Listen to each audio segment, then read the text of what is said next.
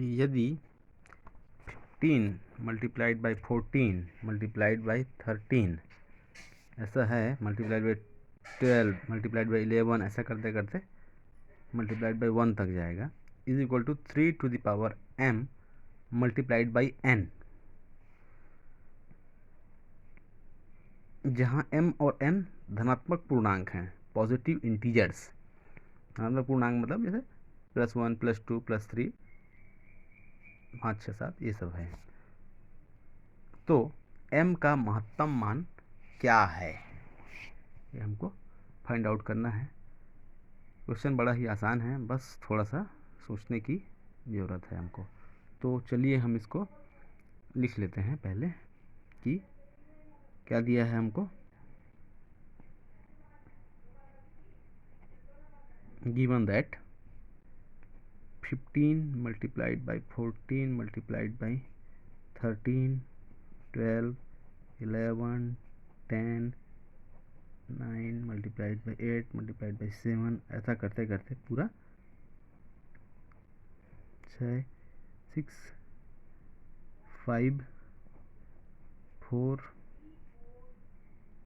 3 2 1 ये सारे डिजिट्स हैं, इनका मल्टीप्लिकेशन है और इसको दे दिया है हमको 3 to the power m multiplied by n ऐसा है।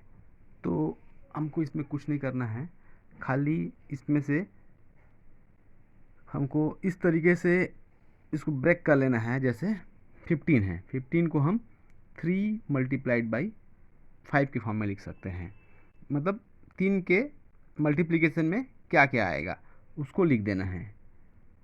15 को हम ब्रेक करके 3 मल्टीप्लाई 5 लिख सकते हैं, ताकि हम 3 के पावर के रूप में कितना पावर आ रहा है वो हमको फाइंड आउट करना है।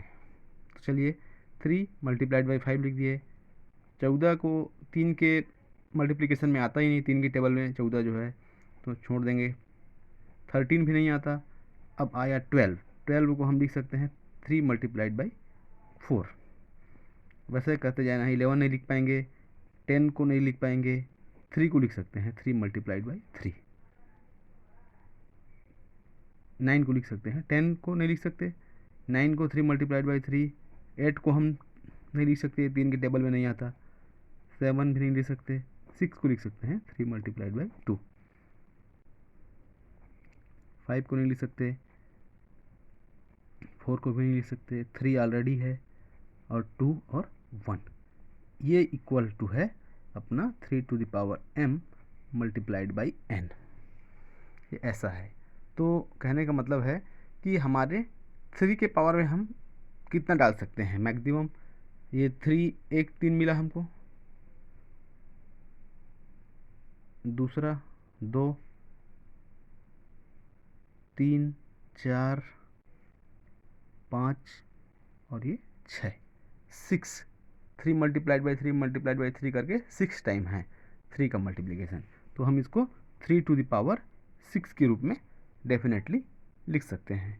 अब बाकी जो बची है मल्टीप्लाइड बाई, जैसे यहाँ पे बचा है अपना 5 14 13, चलिए पूरा लिख देते हैं 4 समझाने के लिए। बाकी सवाल तो हमारा यहीं से बन गया है कि 3 टू द पावर m, तो 3 टू द पावर 6 है, तो m की मैक्सिमम वैल्यू 6 हो सकती है यहाँ पे। अब बाकी जो बचा आएगा वो n है, n का वैल्यू है, तो इनको गुणा करने से भी एक पूर्णांक मिलेगा। चलिए पहले लिख देते हैं जो बचा है उसको, ताकि सवाल प्रॉपरली कंप्लीट हो जाए। 8 7 2 5 4 और 2 और 1, इतने को हम 3 के मल्टीप्लिकेशन में नहीं लिख सकते, तो ये इनका जो मल्टीप्लिकेशन आएगा वो एक पूर्णांक ही आएगा। और यहाँ पे कंपैरिजन कर सकते हैं हम 3 to the power m multiplied by n, ये इसी फॉर्म में आ गया। n की वैल्यू अगर पूछता तो इसका मल्टीप्लिकेशन के बाद जो आंसर आता वो n की वैल्यू होती, और 3 की घात में इधर n है और 3 की घात में इधर 6 है। तो तुलना करने पर, कंपैरिजन करने पर हमको m का मान 6 मिल रहा है।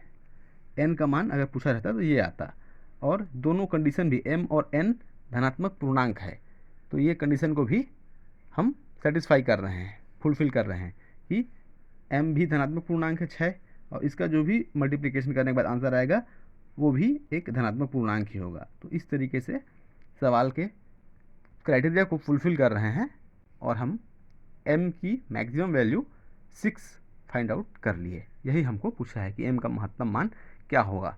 इससे m का और उससे ज़्यादा मान नहीं हो सकता, क्योंकि यहाँ पे 3 के मल्टीप्लिकेशन की फॉर्म में और किसी भी संख्या को हम कन्वर्ट नहीं कर सकते। तो इसका राइट आंसर है m का मैक्सिमम वैल्यू, महत्तम मान 6 होगा। कंटेंट अच्छा लगा हो तो अपने साथियों को ज़रूर शेयर करेंगे। धन्यवाद।